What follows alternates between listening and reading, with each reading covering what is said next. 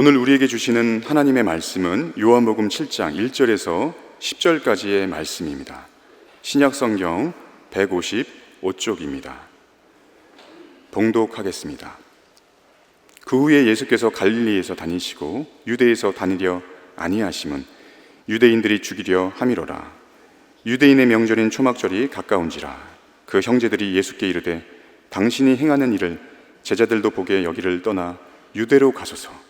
스스로 나타나기를 구하면서 묻혀서 일하는 사람이 없나니 이 일을 행하려 하거든 자신을 세상에 나타내소서 하니 이는 그 형제들까지도 예수를 믿지 아니함이로라. 예수께서 이르시되 내 때는 아직 이르지 아니하였거니와 너희 때는 늘 준비되어 있느니라. 세상이 너희를 미워하지 아니하되 나를 미워하나니 이는 내가 세상의 일들을 악하다고 증언함이라. 너희는 명절에 올라가라. 내 때가 아직 차지 못하였으니 나는 이 명절에 아직 올라가지 아니하노라. 이 말씀을 하시고 갈릴리에 머물러 계시니라.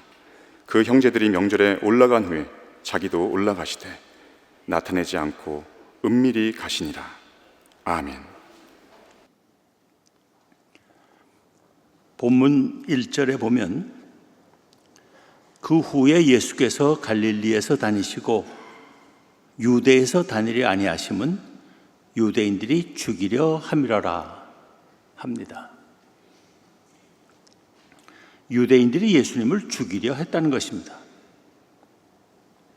그 이유가 무엇이겠습니까? 요한복음 5장으로 거슬러 올라가 보면 어느 명절에 예루살렘으로 올라가신 예수님께서 안식일에 베데스다라는 연못에서 38년 된 병자를 고쳐주신 일을 전하고 있습니다. 그런데 유대인들은 안식일에 병자를 고치는 것은 안식일을 범하는 일이라며 예수님을 박해하게 되었다고 합니다. 그렇지만 예수님께서 말씀하시기를 내 아버지께서 이제까지 일하시니 나도 일한다 하시자 유대인들은 예수님께서 안식일을 범할 뿐 아니라 하나님을 자기의 친아버지라 하여 자기를 하나님과 동등으로 삼는다며 예수님을 아예 죽여버리려고 했다는 것입니다. 그래서 유대인들의 살해 위협을 피해 유대 지방을 떠나 비교적 안전한 고향 갈릴리 지방에 내려와 계시는 예수님에게 본문 3절에 보면 그의 형제들이 다시 유대로 올라가자고 했습니다. 그 이유는 본문 2절이 말해줍니다. 유대인의 명절인 초막절이 가까운지라. 초막절이 무엇입니까? 초막절이란 우리의 달력으로는 9월 말에서 10월 초 사이에 지켜지는 일종의 추수감사절로서 유대인들의 3대 명절의 하나였습니다. 유대인들은 이때 한 해의 수확에 대해 하나님께 감사하며 아울러 옛날 이집트로부터의 해방을 주신 하나님의 구원의 역사와 40년간 광야에서의 삶을 견디게 해주신 은혜를 상기할 뿐 아니라 이방 족국들의 지배 아래 수모와 학대와 착취를 당하고 있는 이스라엘 민족에게 제2의 출애굽을 이루어줄 메시아의 휴련에 대한 믿음을 새로이 하곤 했습니다. 이처럼 중요한 절기였기 때문에 예루살렘으로부터 20마일 이내에 사는 유대인 남자는 의무적으로 예루살렘에서 행해지는 명절 행사에 참석해야 했고, 그보다 먼데 사는 사람들 중에도 열심히 믿는 이들은 먼 길을 마다하지 않고 예루살렘으로 올라가는 것을 큰 기쁨으로 여기고 있었습니다. 이러한 배경에서 볼 때 예수님의 형제들이 예수님께 초막절이 가까웠으니 유대로 올라가자고 한 것은 자연스럽고도 당연한 일로 여겨질 수 있습니다. 그런데 형제들의 그 제안에 대한 예수님의 반응은 의외로 냉담했습니다. 본문 8절을 봅니다. 너희는 명절에 올라가라. 내 때가 아직 차지 못하였으니 나는 이 명절에 아직 올라가지 아니하노라. 물론 유대로 가셨다가는 살해당하실지 모르기 때문에 아무리 명절이긴 하지만 안 가시겠다고 해도 예수님을 비난할 수는 없었을 것입니다. 그런데 문제가 되는 것은 본문 10절에서 보는 대로 그 형제들이 유대로 올라간 후 예수님도 올라가셨다는 사실입니다. 예수님의 말씀과 행동이 일치하지 않는다는 이 사실 앞에서 우리는 당혹해하지 않을 수 없는 것입니다. 나는 하나도 당혹해하지 않는다 하실 분은 그렇게 하세요. 그러나 예수님의 이 말씀과 행동의 불일치를 우리는 그냥 덮어두고 지나갈 수 없습니다. 잘못하면 예수님께서 거짓말쟁이가 되실 수 있기 때문입니다. 거짓말쟁이까지는 아니라 하더라도 적어도 변덕쟁이가 되실 수 있기 때문입니다. 그런데 어찌되었든 우리 주님께서 거짓말쟁이나 변덕쟁이이실 수는 없습니다.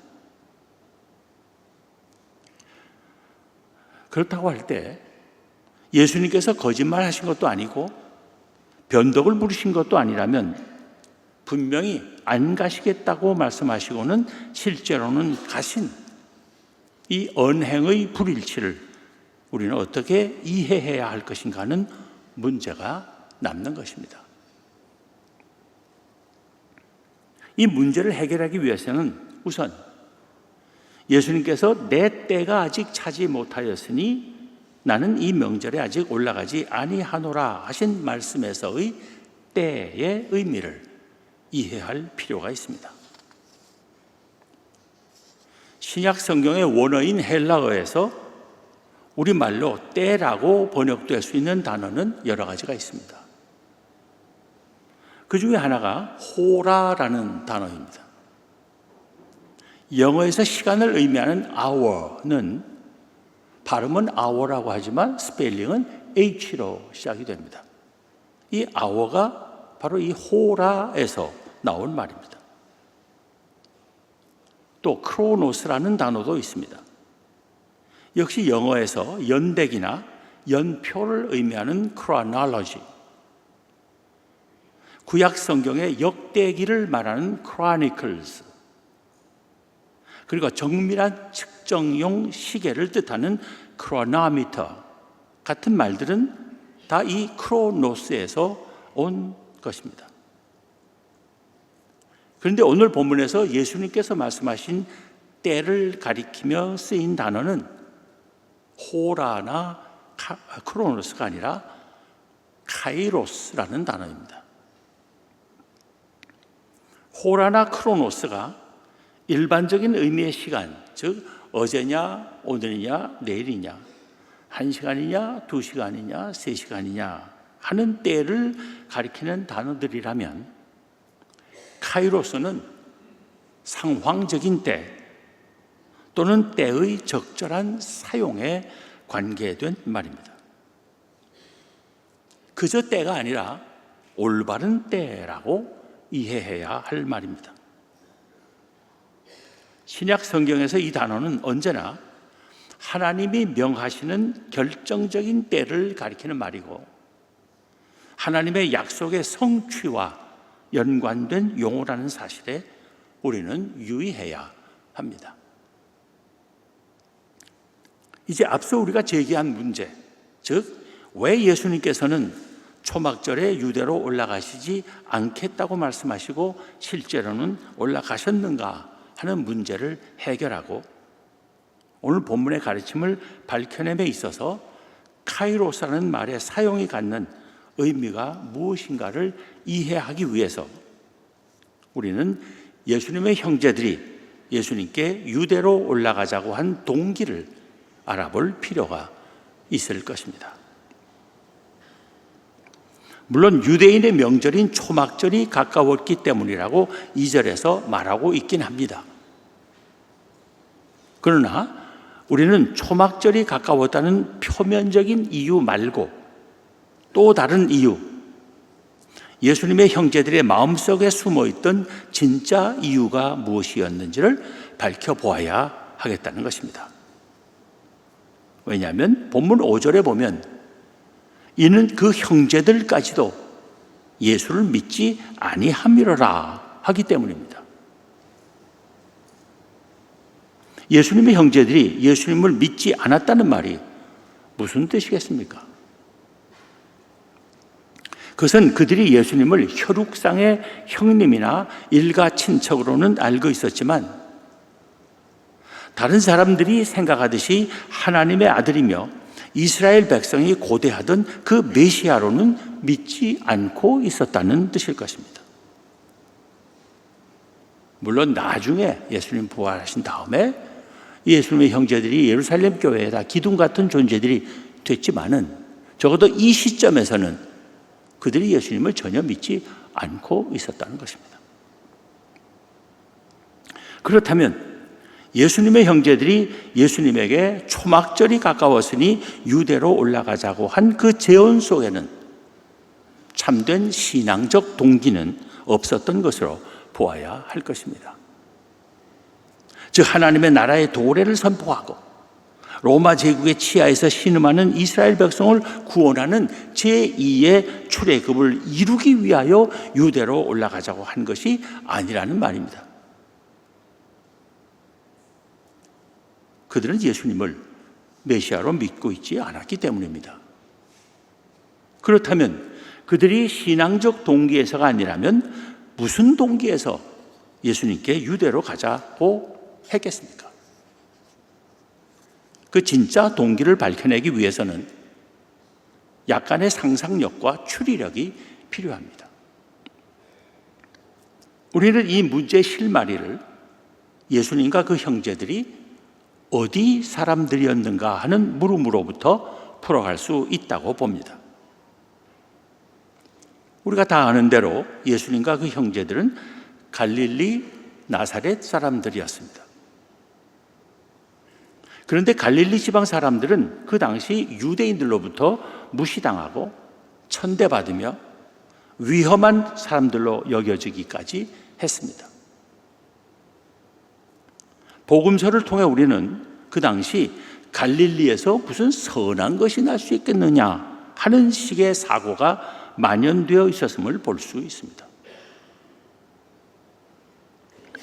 예수님의 12제자 가운데 나다나엘이라고도 하고 바돌로메라고도 하는 사람이 있습니다. 요한복음 1장 45절 46절에 보면 그 나다나엘보다 먼저 예수님을 만난 그의 친구 빌립이 그를 찾아가 말하기를 모세가 율법에 기록하였고 여러 선지자가 기록한 그 일을 우리가 만났으니 요셉의 아들 나사렛 예수니라 하자. 그가 대뜸 한 말이 나사렛에서 무슨 선한 것이 날 수 있느냐 였습니다.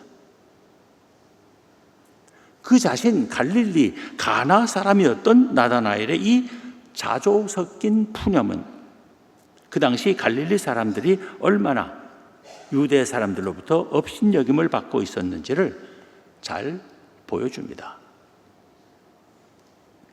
그렇다면 예수님의 형제들에게도 갈릴리 사람으로서의 이 사회적 한이 맺혀 있었을 것임을 우리는 충분히 짐작할 수 있습니다. 아무리 애써봐야 사회적으로 인정받고 출세하기는 힘들게 되어 있었을 그 당시 예수님의 형제들에게 그들의 형님 예수는 그들에게 맺힌 사회적 한을 풀 수 있는 좋은 기회로 여겨졌을 것임도 넉넉히 추측됩니다.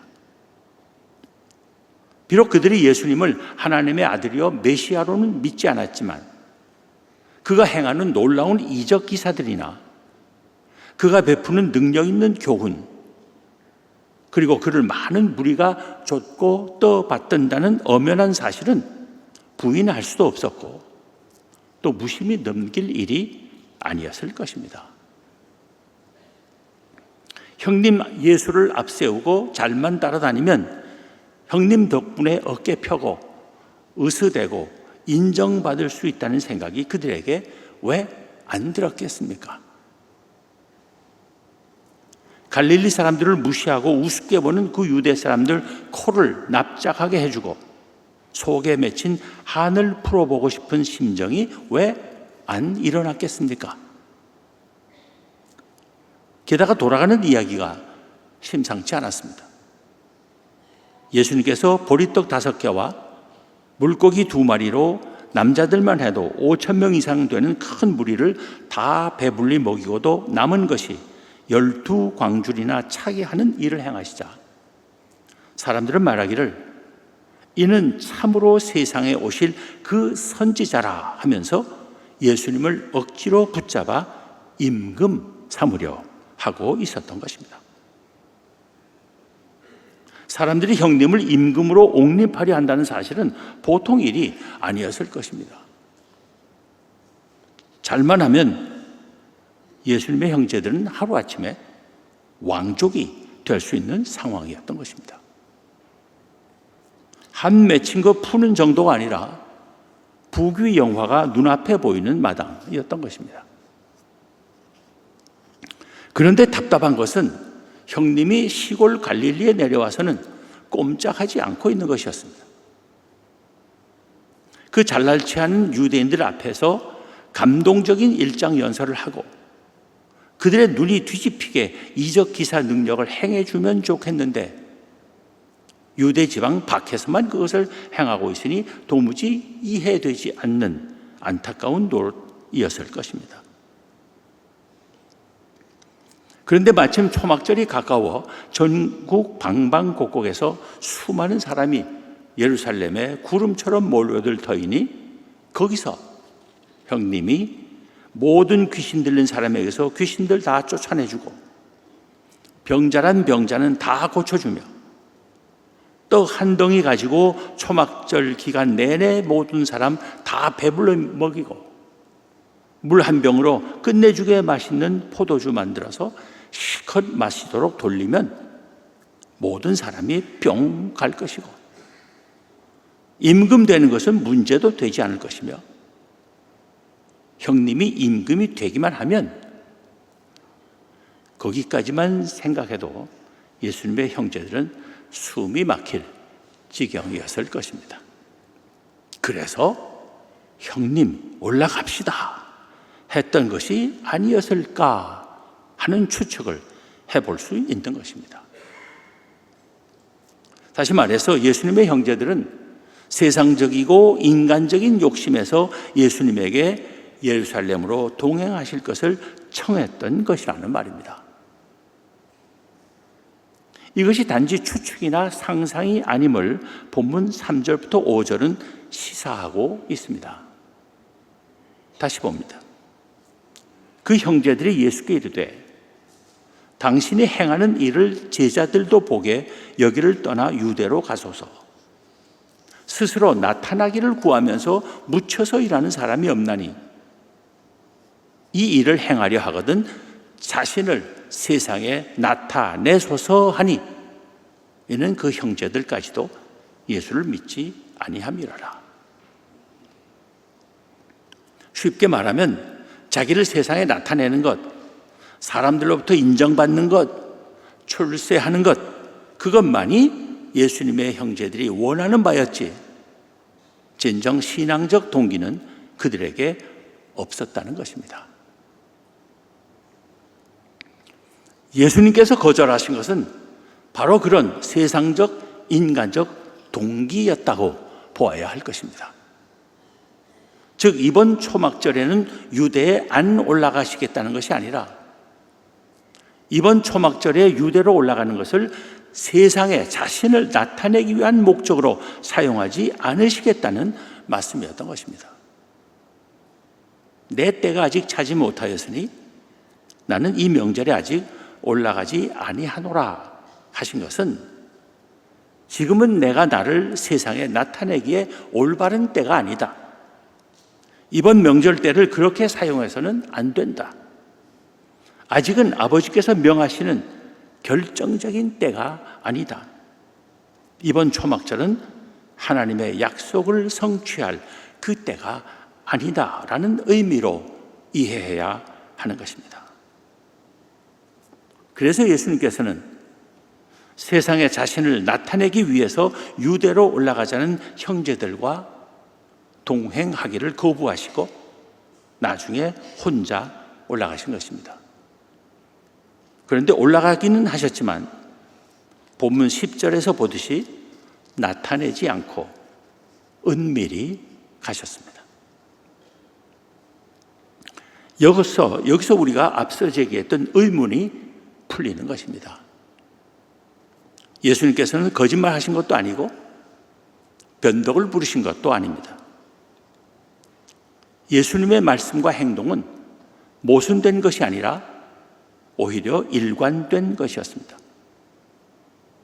예수님의 언행의 일치, 그의 가르침과 삶의 일관성의 중심에 있는 것, 그것은 하나님의 때입니다. 나의 때를 따라 사는 것이 아니라 하나님의 때를 따라 사는 것입니다. 내가 좋아하는 일을 내가 원하는 때에 나 편한 방법으로 행하며 사는 것이 아니라 언제 어디서 무엇을 하든지 하나님께서 기뻐하시는 일을 하나님께서 원하시는 때에 하나님이 원하시는 방법으로 행하며 사는 삶의 원리입니다. 세상적인 눈으로 보면 초막절을 예수님을 앞세워 출세하고 신세 고치기 위해 놓치지 말아야 할 절호의 기회로 여긴 예수님의 형제들의 생각이 옳았을 수 있습니다. 그러나 예수님의 생각은 달랐습니다. 형제들이 보기에는 놓쳐서는 안 될 때를 내 때는 아직 이르지 아니하였다 하시며 거부하신 예수님께서 거꾸로 인간적으로는 아무도 원치 않고 누구나 도망가고 싶어 할 때를 자신의 때로 받아들이셨음을 우리는 알고 있습니다. 그것은 십자가에 달리실 때가 되었을 때입니다. 요한복음 12장 27절, 28절을 봅니다. 지금 내 마음이 괴로우니 무슨 말을 하리요? 아버지여, 나를 구원하여 이 때를 면하게 하여 주옵소서. 그러나 내가 이를 위하여 이 때에 왔나이다. 아버지여, 아버지의 이름을 영광스럽게 하옵소서. 나에게는 괴로운 것이라 할지라도 하나님께서 명하시는 때를 나의 때로 알고 순종하는 삶, 하나님의 때와 상관없는 나 자신만의 삶을 거부하는 삶, 나의 영광과 기쁨이 아니라 하나님의 영광과 기쁨을 위하여 사는 삶, 그것이 예수님의 삶이었습니다. 그리고 그것이 예수 그리스도의 제자들로 부르심을 받은 우리 그리스도인들이 살아야 할 삶이며 주님께서 동행하실 삶입니다.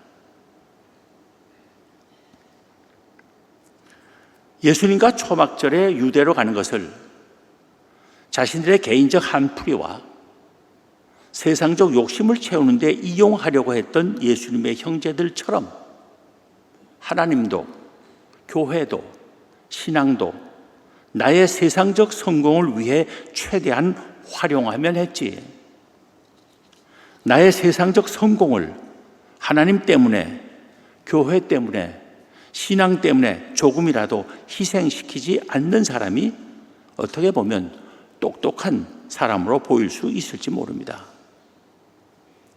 그러나 그것은 이는 그 형제들까지도 예수를 믿지 아니함이러라 한 본문 5절의 말씀처럼 믿지 않는 자의 삶, 불신앙의 삶입니다.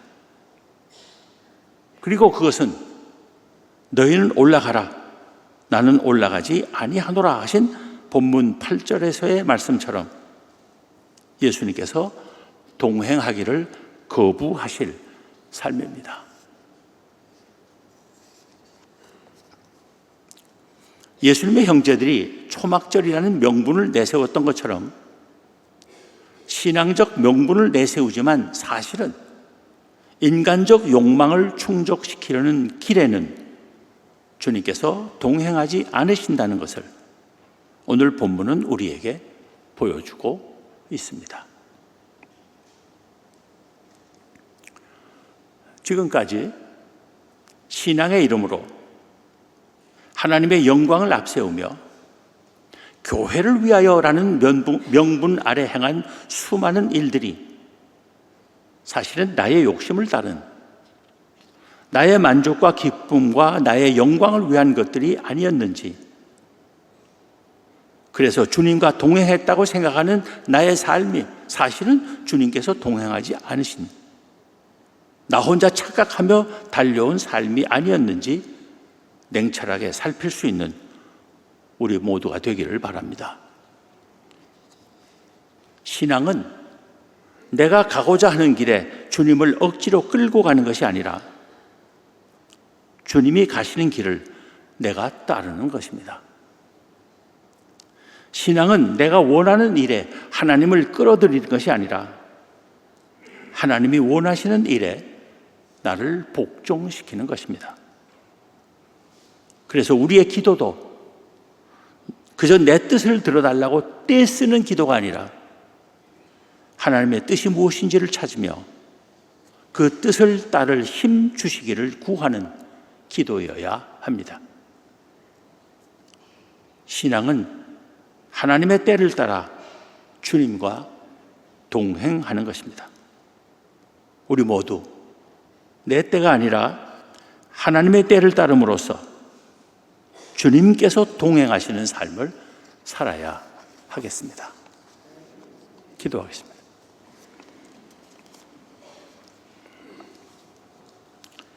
하나님,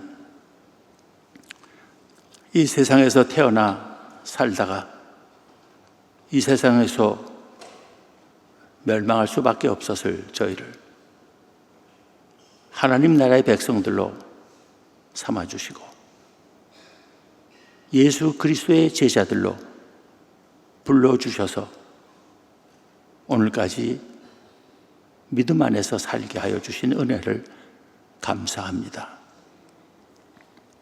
그런데 주님과 동행하며 살았다고 생각하는 저희들의 삶이 사실은 주님께서 동행하시지 않은 저희들 마음들의 삶이 아니었는지 두려운 마음 갖게 하여 주옵소서. 진정 하나님의 때를 따라 하나님이 기뻐하시는 일을 하나님의 방법으로 행하기를 힘쓰는 저희 모두가 되게 하여 주옵소서. 우리 주님 예수 그리스도 이름으로 기도하옵나이다. 아멘.